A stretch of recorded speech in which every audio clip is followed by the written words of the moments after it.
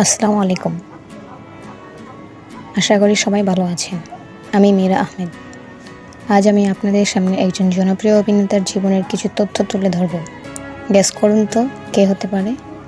আচ্ছা, আপনাদের কষ্ট করতে হবে না, আমিই বলে দিচ্ছি।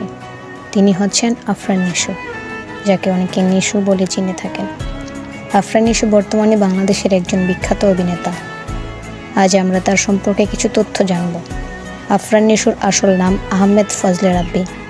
আফরান নিশো 1988 সালে টাঙ্গাইলে জন্মগ্রহণ করেন। 2003 সালে বিজ্ঞাপনের মাধ্যমে তার প্রথম অভিষেক ঘটে। তারপর 2006 সালে ঘরছাড়া নাটকের মাধ্যমে বাংলার নাটক জগতে পদার্পণ করেন তিনি।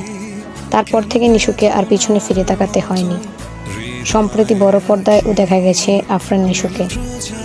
তার প্রথম ছবি সুড়ঙ্গের মাধ্যমে তিনি অভিনয় জগতে পা রাখেন। বর্তমান প্রজন্মের তরুণেরা নিশোকে নাটকের গুরু বা বস বলে সম্বোধন করেন। আফরান নিশোর জনপ্রিয় নাটক হচ্ছে বুকের বাঁ পাশে।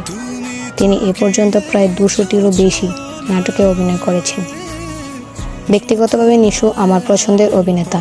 আপনার পছন্দের অভিনয়ের নামটি কমেন্টে লিখে জানাবেন।